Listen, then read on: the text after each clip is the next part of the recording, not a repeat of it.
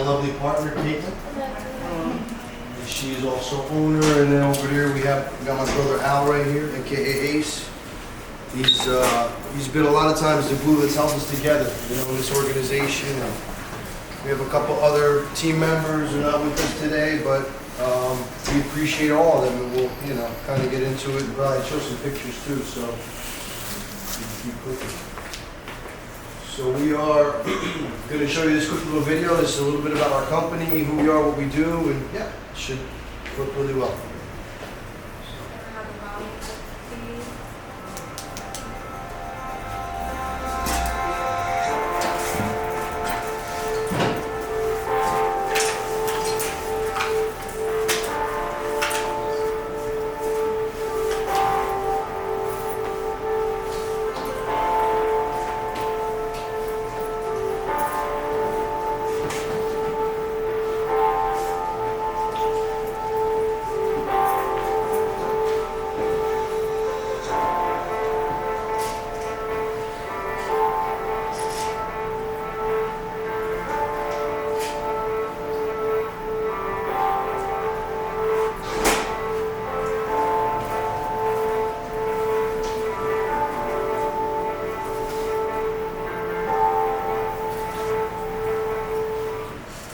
And so we've been in business for about 3.5 years. 3 years, right? 3.5 years, something like that. Innoculated was formed out of the desire to lead my very best life. When COVID hit, right, in 2020, I'm sure we could all remember where we were when we got that phone call or we saw that news flash or, whatever the case may have been and how we found out about it, right? I was working for, may he rest in peace, Stephen Perez. He was my last boss. He owned a technology company, right, where we would fly all across the country and support major corporations in their live corporate meetings and events. And, right, corporate meetings and events came to a screeching halt when all this went down, right? But, am I on camera right now? Huh? Am I being recorded right now? Yeah. Okay, cool. The pandemic, right? I'm just mindful how I speak about things, And so, anyways, right, with that being said, I made prayers, right? Like maybe 2 weeks after I got furloughed, and I went to my altar and I put my medicine on that altar, and my brother came over and we put cedar down, and I said to, in my prayers to the spiritual guardians, the ones that I talk to, work with, believe in, help me out, right? Help me understand what my next step is going to be to take care of my children, to take care of my monthly bills, to take care of myself, and at the same time walk in a good way, a way better than how I've lived in my previous life. Listen, it's about doing what we can, when we can, how we can, right? No one is ever going to be perfect, but what can we do each day to move forward? And when I woke up in the morning, I had that burning bush experience. I had a mushroom form in my brain. I knew, without any doubt, unequivocally, I was going to open up a mushroom farm. How I was going to do it, I had no idea. I really had never grown mushrooms. I had a relationship with reishi, Ganoderma lucidum. I would go out and forage and I would make medicine from it, which helped me a lot. But other than that, very limited, At the same time, some of the other medicinal mushrooms, right? But with that being said, it was a prayer and a very quick answer. And so here's us kind of doing our thing. That's my Uncle Richie over there, all the way to the left. He's running a farmer's market. On the right side of that image, you see all that lovely produce that comes from Circle Brook Farms. Just give a shout out to Farmer John Kruger really quick. He's one of the last real farmers in New Jersey doing permaculture farming. And that's our mushrooms. And to the right on the top, Ben making a really silly face. That's Benji, right? He's an employee of ours, and then my lovely partner Caitlin. And on the bottom right, some of our mushrooms. I showed the previous one too. Oh, and then there's Caitlin and Al. We're just packing up a big order. Al, full swing with the base. And so we assembled all those pallets out that day. Yeah, that was a large order, and then that's our flow hoods. It's our laboratory right there. That's a big old head of mushrooms that I'm holding, and no, that is not Photoshop. That was actually a head of mushrooms that we grew. Yes, a beautiful bouquet. There are some other mushrooms. Lorotus orangi on the left, and then we got chestnuts, and then we got some lion's mane, or Harissa marinaceus. And that was, I think, the biggest harvest of chestnuts we've ever had, about 4¼ pounds, which is damn good, right, in respect to biological efficiency, which we won't talk a great deal about tonight, but biological efficiency, or BE, is how we measure the amount of yield that we get out of a sample of medium, right, when we grow. So the question is, how much dry material does it take to grow X amount of mushrooms? And so in this case, these blocks, for example, are 12-pound blocks. The amount of dry substrate that goes into these blocks is 4 pounds of dry substrate. This is master's mix. And by the way, this is 101. We're going to talk about some basic stuff. We're going to talk about some advanced stuff. I will let you know when it's applicable for you to write it down, because you're going to be learning something, right? When you leave here today, I just want to say this, right? Before you feel like I'm overwhelmed, I don't know what's going on. You're going to leave here knowing how to cultivate mushrooms from your home. So just bear with me. Let's get through this. It's not going to make sense until we get to the end. But at the very end of this course, you will be able to go home and cultivate mushrooms with your stove, a bucket, right, and a cell phone. You might need to make a phone call for a little bit of material, but you're going to be okay. So anyways, with that being said, this block was over 100% BE, this chestnut. So, yeah, great. Good BE. And I think you can see that already, right? And we're really happy to be here with you guys at this time. And there will be a time for questions at the end. If there's a pressing question and you need to ask it, you'll forget it, feel free to put your hand up and we'll take a moment and answer. But if we can, save your questions till we get to that portion. And so, commercial mushroom farming, exotic boutique mushroom farming, there's a few different terms for it, right? We are not a major corporate farm producing 150,000 pounds a week, right? We're out here cranking, like, on a good week, 600 pounds out of our farm, right? So we're not micro, we're not super tiny, but at the same time, we're not massive. We are rapidly expanding.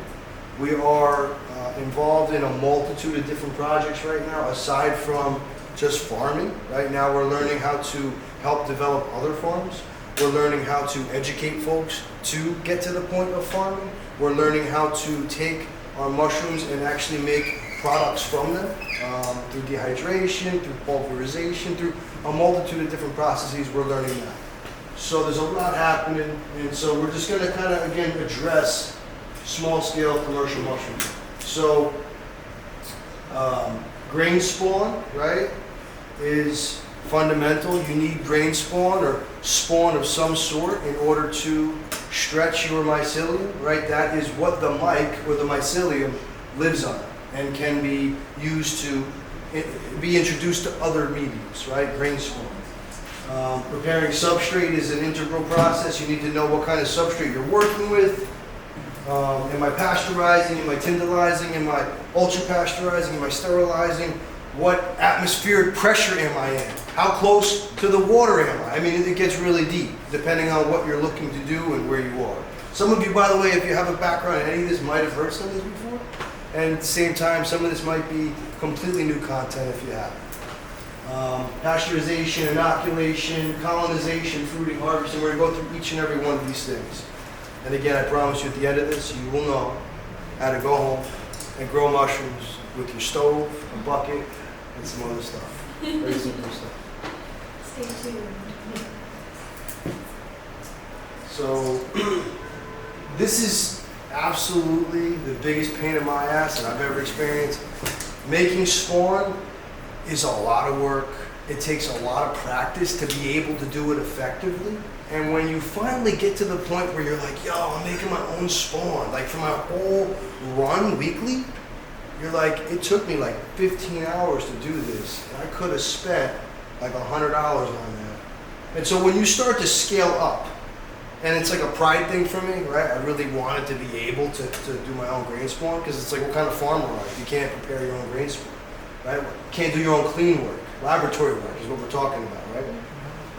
It turns out that like it's it's like a whole thing, right? And the question is, how much is my time worth inside of my company? How many hours do I have available in a week when I'm already working 60 hours a week with the normal flow?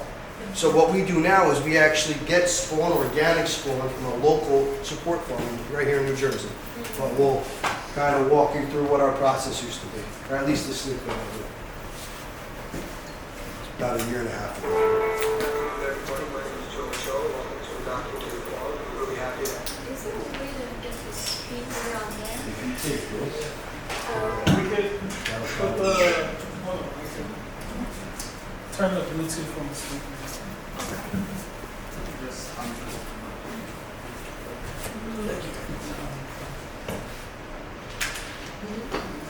so it's called Apply. Okay, do I have to look it up on here? so we are mushroom farmers. We are not good with technology.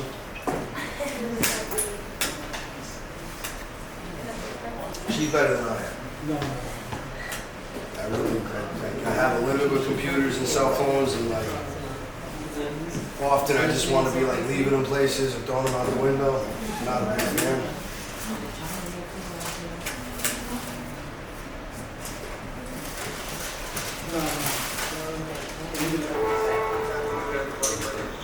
While we take this little break, does anybody need anything like water? I need your charger again. Or water? I can bring that. Okay. Sorry.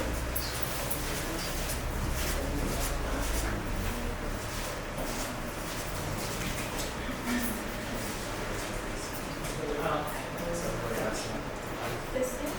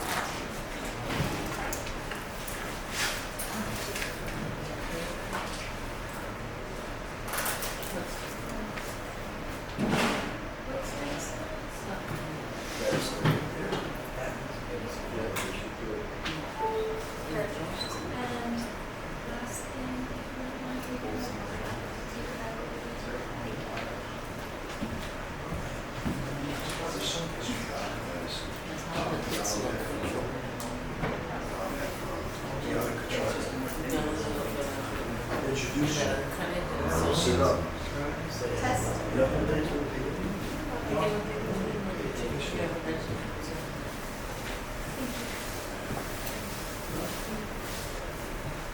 The first thing that you're going to want to make sure you have are the right type of That's good, right? Everybody agree? And maybe lower the volume just a little bit on the MacBook. A little bit more. I'll try it.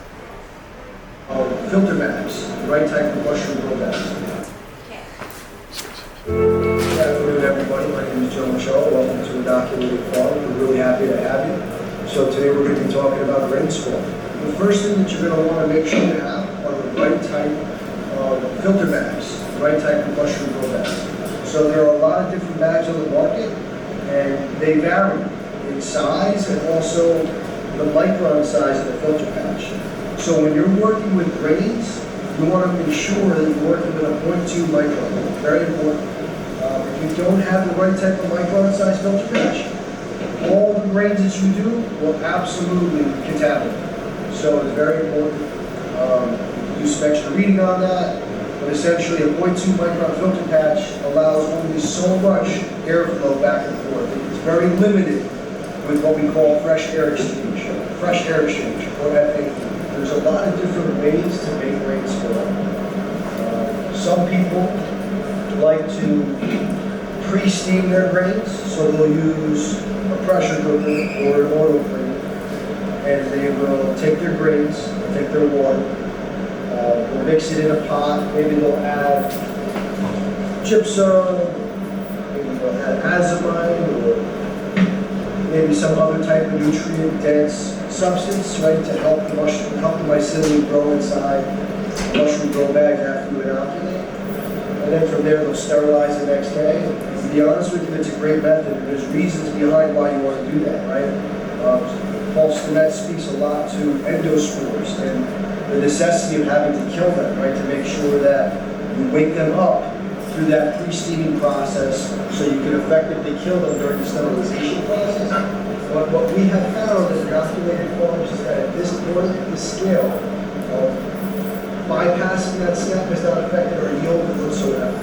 As a matter of fact, bypassing that step has allowed us to produce more grains, and what that has directly led to is increasing our biological efficiency. Grains are pretty inexpensive if you have a good source and you're buying wholesale. Obviously, it's a little different if you're buying sterilized grains from one of the major mushroom companies in the United States. That can be very costly, but here what we're talking about today is being able to teach folks how to make their very own grain swamp, as you can see here. And so today we are not going to be teaching folks how to make their own grain. That is Micro Fundamentals 303. And we'll get there, right? So this is the beginning of a really awesome journey of educating. Well, yeah, I say beginning, right? We've been doing this a little bit, but this one feels really special, right? And you know, we're kind of partnering with, you know, the North Water Coalition in a way where I think there's going to be a lot of this type of thing happening around education, around you know, how to grow mushrooms, around the culinary world of mushrooms, how to cook with these mushrooms, how to make them taste like this, how to make them taste like that, and, you know, many things above and beyond.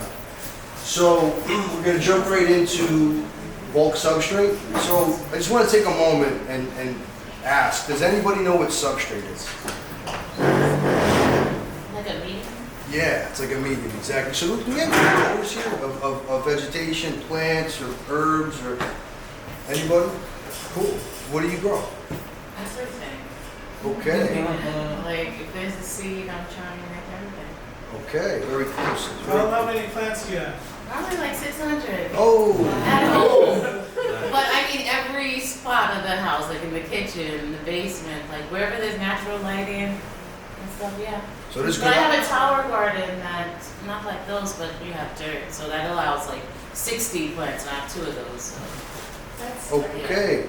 Are you with the juicery? Mm-mm. No, there's somebody here that owns a juicery. Oh, so one side of my boutique, it's not a juicery, but I have a tea and smoothie bar. Okay, cool. So it sounds like you have some experience with growing extensively, actually, and I'd love to talk to you more about what you're doing with the plants. You know, I have some ideas about how to actually merge a plant farm with a mushroom farm, because in mushrooms it's all about really high oxygen plants, right? It's usually CO2. So it's like, well, how do you utilize that closed circuit system?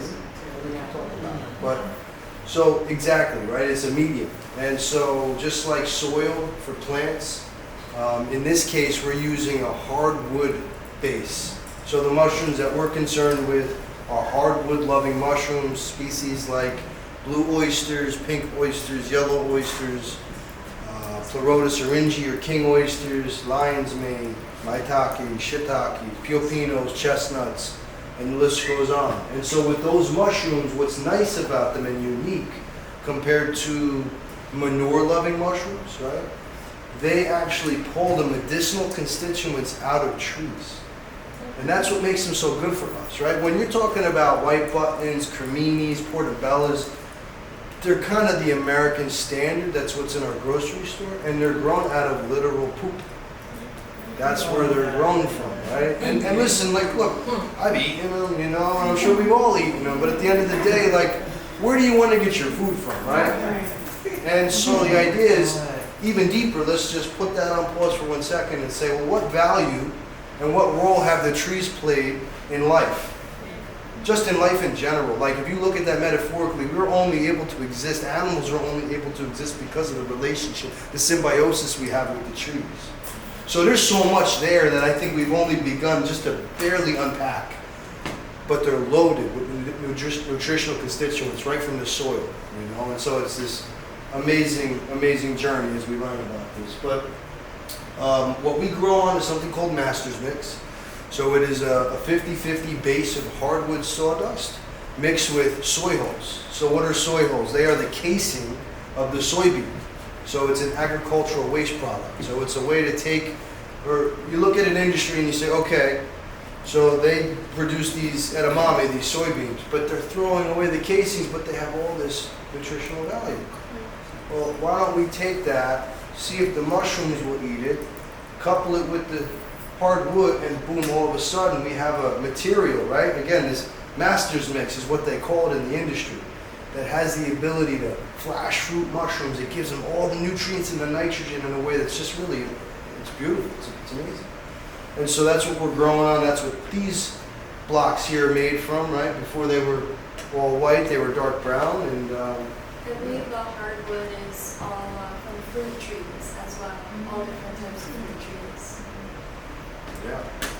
And so there's a couple things that we're thinking about, right, when we're talking about substrate. And there's a lot of parallels, right? Field capacity and weight and all that. So we talked about what kind of sub we're working with. Next question is, what is the inherent water percentage in the dry substrate? So that's kind of like more of a real specific thing, and we'll talk about that a little bit, but I don't want to get hung up on it. When we get a batch of substrate, we're getting about 9,600 pounds at once of dry. Does anybody, that's not important.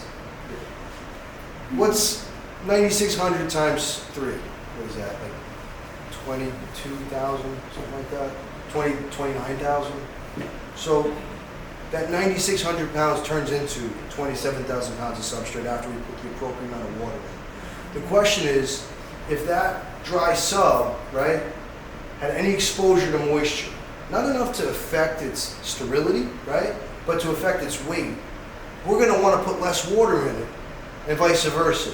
So there's a process that we have to identify how much water is in it, and then from there we'll pick the amount in grams, right, of how much goes into each sample of dry when we're talking about water. And then, yeah, next part is how nutrient dense is my sub, and will I need to pasteurize? Again, that's something that is kind of an elaborate sort of thing, and we don't need to go too deep into it, but there's many different types of substrates, right? There's oat, right? Oat substrates. There's spawn of grains, right? Like millet, rye. What's that? Like alfalfa. Yeah, you can use alfalfa. It's not commonly used in mushroom farming. Coconut nuts. Coconut nuts? So cocoa coir, Cocoa right, coir, is a common growing material, more so towards Other side. the variety of you could say, like, well, yeah, mushrooms that haven't yet been legalized, Right. right? You could say it that way, right? That is commonly used, that substrate. Things. But aside from that, you know, there's different types of wood, and there's also there's a lot of different stuff that you can grow mushrooms on. I mean, oyster mushrooms will grow on cardboard. They'll grow on paper. Oyster mushrooms will grow on ground coffee grounds. Oyster mushrooms will grow on straw.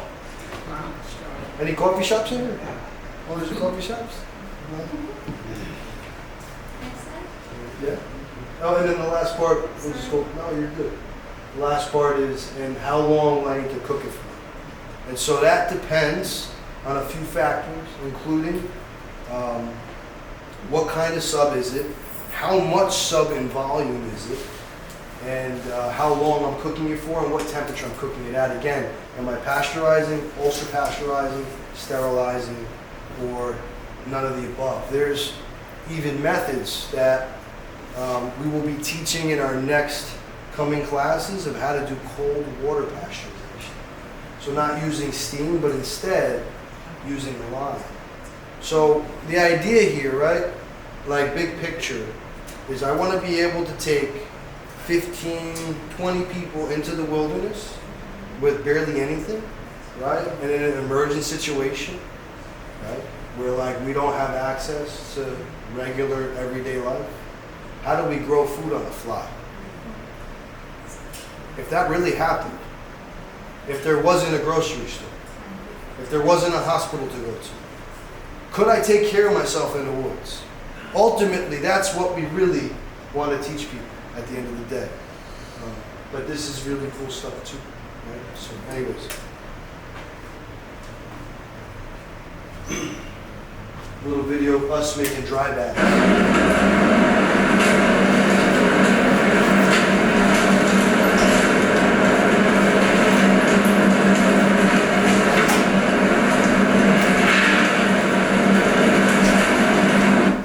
So what you're witnessing there is we're pouring 1,816 grams into unicorn bags.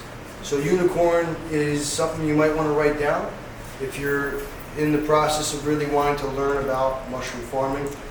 Unicorn is like an industry standard. It is like the major company that makes mushroom growing bags. And they make many varieties and many different sizes. And at the same time, they have different micron filter patches.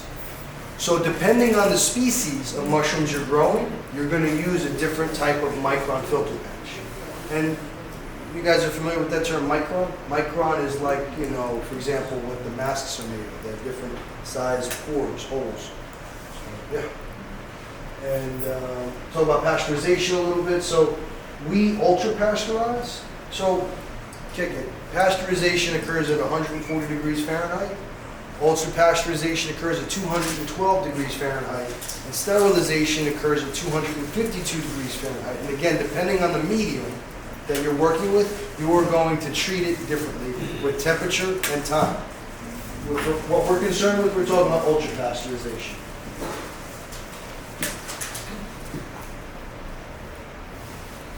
And this is a video of post pasteurization. Getting blocks out. You can show like 15 seconds.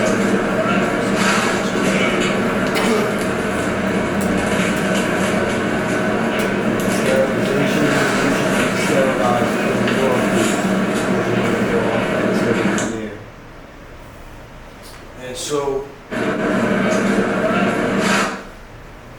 then Alan is handing them to Benjamin on the other side of the lab, and he's putting them in front of the field so that they're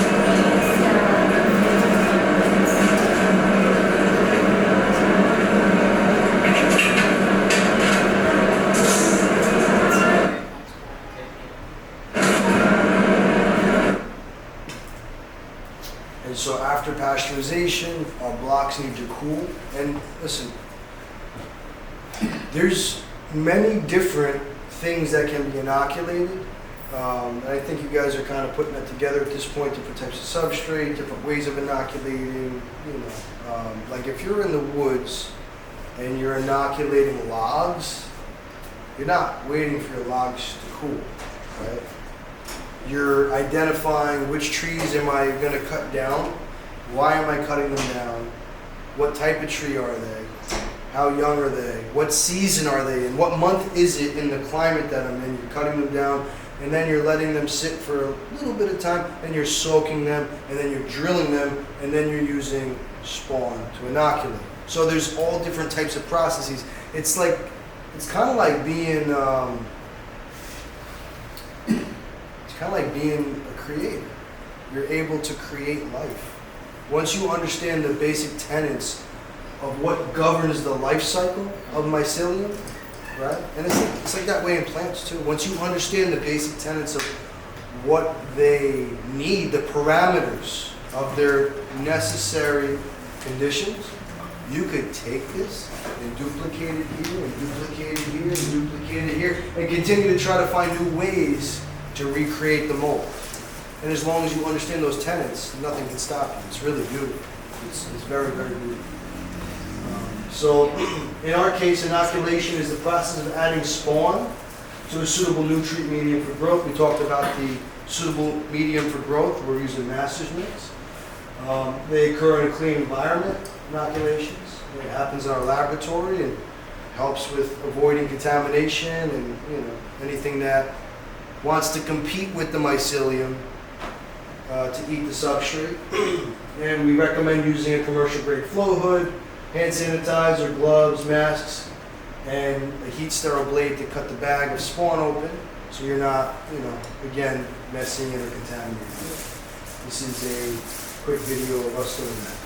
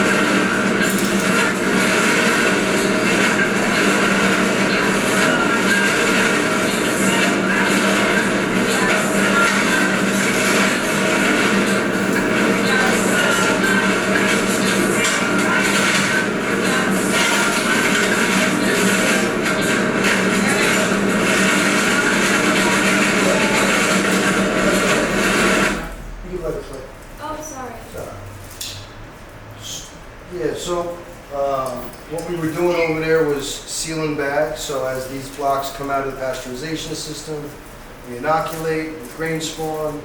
From that point, we seal, and then we shake those bags really efficiently. And the reason we shake them is to increase the surface area that the grain spawn is exposed to. Right? Because if you leave all that spawn at the top of the bag, yeah, it will colonize, but it will take almost twice to 3 times as long, and you're leaving so much exposed substrate that what could happen is an endospore of another strain of life, right? A bacteria, a virus, or another form of fungus that got into the bag without permission has time to go after it, right? So we want to reduce the amount of time that any competitive organisms, right, may have to colonize the cell. Because nothing's perfect ever, right? No matter what. Do the best we can, but nothing's perfect ever. Colonization. So we recommend being in between 65 to 72 degrees. What happens is these blocks, believe it or not, like humans, like animals, will actually generate heat. Sufficient amount to. So the outer temperature of this block, if we had a thermometer done, probably like 65, 64, something like that. Inside of this is probably 70 degrees. The internal core temperature of this block is warmer than the external core temperature, just like us. Just like us. And in the spirit of that statement, just like us, if you believe in evolution, and right? Listen, if you believe in evolution, these were the very first prokaryotes. These were the very first multicellular organisms on the planet. If you believe in evolution. So, we try to keep the external block temperature to 72, because if it's 72 outside, it's 77 inside. And just like us, right, we have a point at which we develop a fever, and then what happens? Things don't go so well for the human brain if it goes above 105 for a long period of time, or 104. I'm not a medical doctor in that sense, in any sense. But yeah, so we try to keep them between those temps.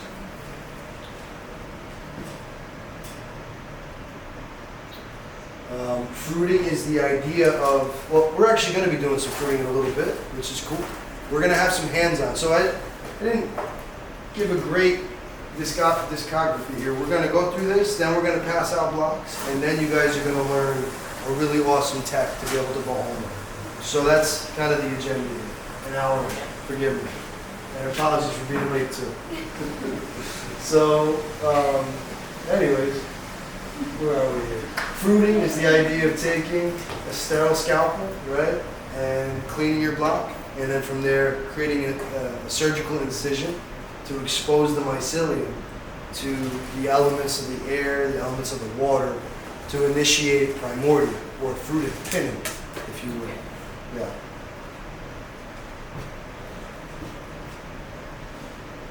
And we got my man Ace over here doing fruiting.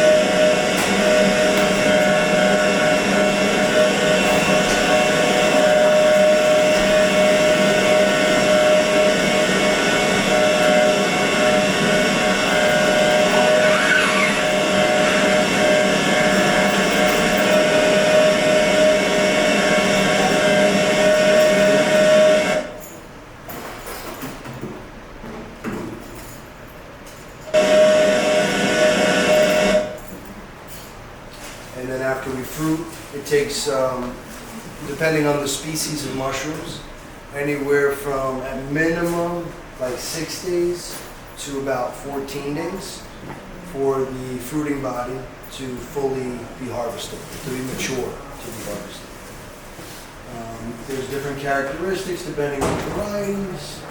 As you can see here, blue oysters will have enlarged caps that turn up or flattening out at the edges. Line green tendrils will be long, fluffy, and slightly yellow. And typically, harvesting involves gently twisting or cutting the mushrooms at the base.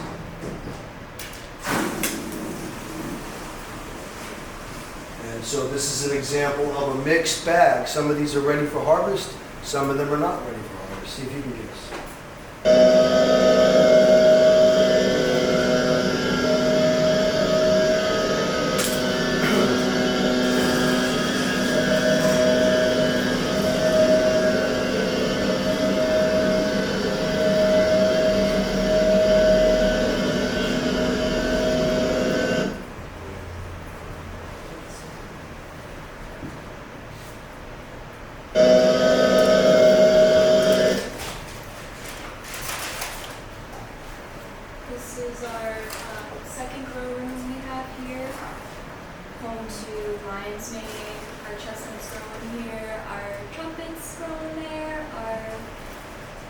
yellow oysters used to grow in there. What else? King Charles. Did you say King Charles? Yeah. Some lions going.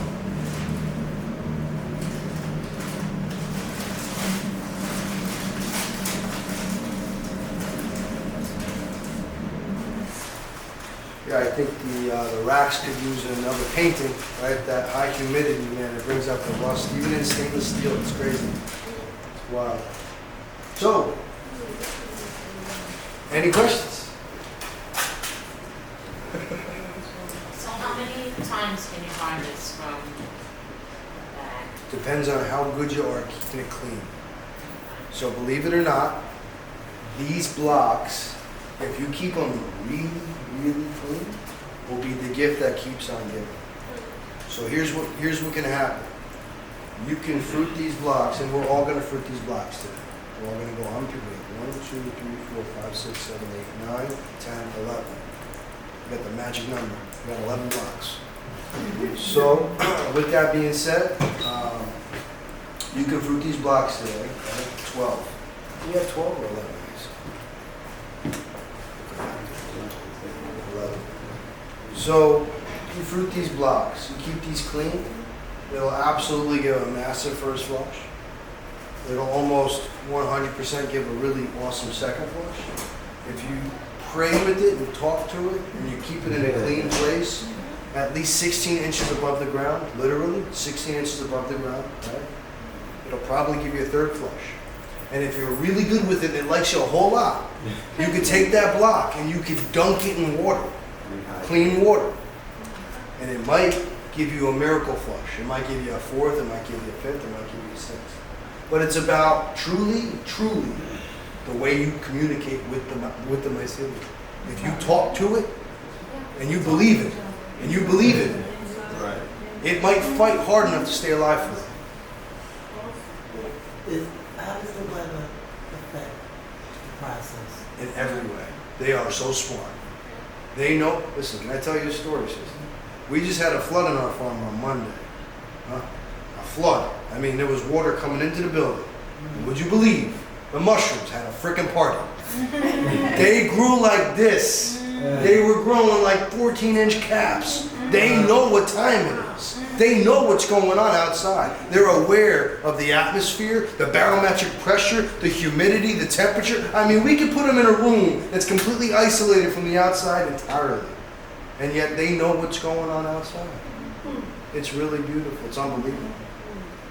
In every way. But please. When you're talking about biological efficiency, how is that calculated? So it's from the dry material. So, for example, right, this block, when we first made this block, it started out with 4 pounds, or 4 pounds, right? So 1,816 grams of master's mix.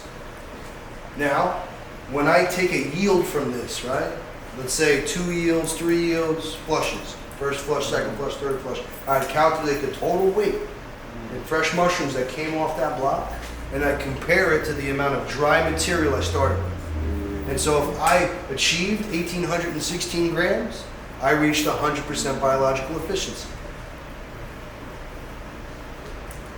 If I got, someone could help me out, 1816 plus 908, does anybody have a calculator? 1816 plus 908? 2,724.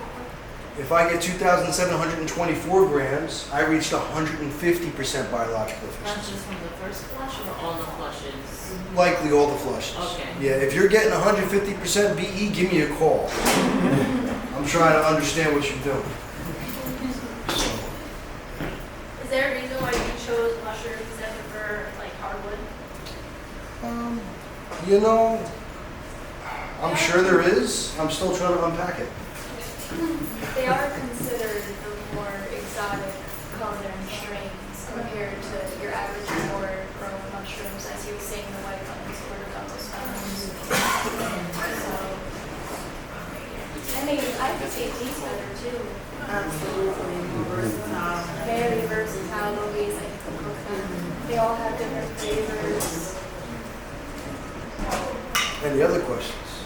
So what mushrooms would be good for like a tropical climate? Barotis jamor is what comes to mind. Barotis jamor, also known as pink oyster. They love 80 to 90 degree weather. They go crazy. 80, I mean, they're literally from the tropics. Okay. Yellow oyster's another one. Yellow oysters are a warm, fruity mushroom. And that would be good to be in the coconut. No, I thought that Coconut. the coconut husk. Coconut. No, they wouldn't grow in coconut. Do you have an abundance of cocoa cores? Is that what's going on? You're from? Okay. It's on, and I do. You're trying to say, what can I So I'm use? using, like, what do I have that's like Yeah. natural, like, that's waste? Sure. Yeah. Well, I'd like to talk to you more about that. Maybe we can come up with something. Maybe I can help you out and select us or What's something. the best mushroom to grow in the Northeast? It's really depending on what you're looking to do. You know, some people would say lion's mane. Some people might say reishi, right? If they're in the business of making tinctures. It really depends. And from what perspective? Best for climate, you mean? Or best for service or food or Eating. eating? Like taste-wise? It's really subjective. You know, everybody kind of has their own opinion on it. My favorite, but growing or also wild? Don't matter to me, it's not in my plate. If we're talking about wild too, I'd probably say Laetoporus phospharius, chicken of the woods. I knew you were gonna say that. Chicken of the woods is something else. I mean, It's incredible. I knew you were gonna say Yeah. that. I didn't know This is it the actually. scientific name. but It's like- On the right Yeah. side, that's it growing on the tree. and that's a maitake right there on the left of my partner. Hen of the woods. Yeah. Hen of the woods. That's right. Grifola frondosa. On the topic of waste, what do you do with the blocks after you The compost. Compost? Yeah, you can compost. So in it's the great compost.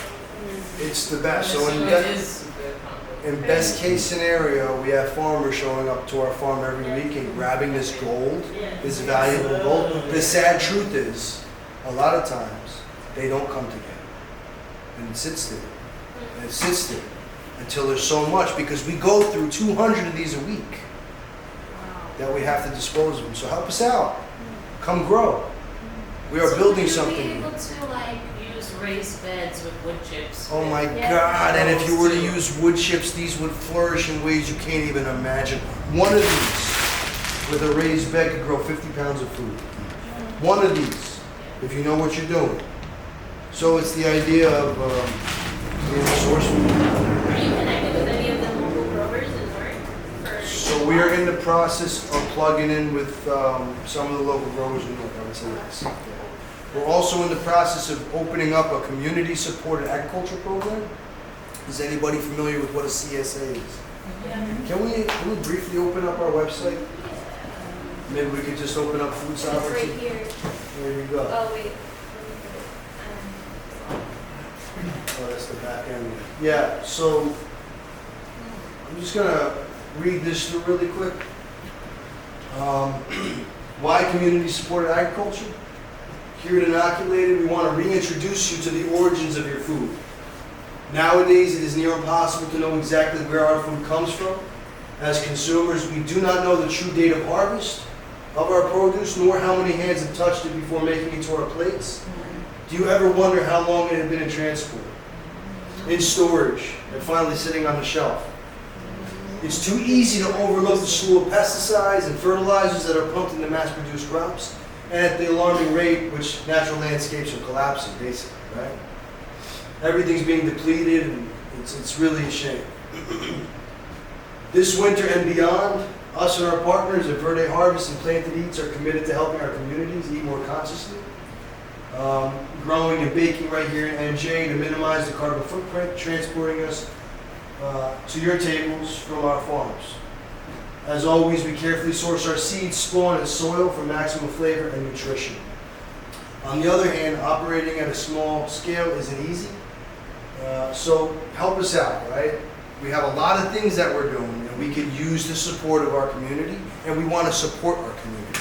This needs to be symbiotic. It can't work one way all the way or one way all the other. The privatized corporatism that we're dealing with in the world right now is the example of one way. It don't work. The economy is eating itself.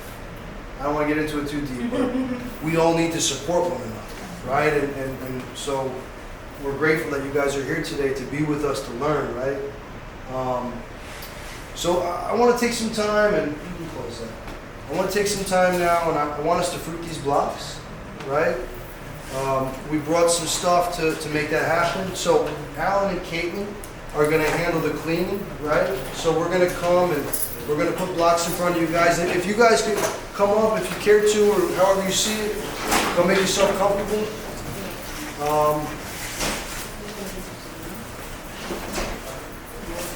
Pass these out. And then wipe them down with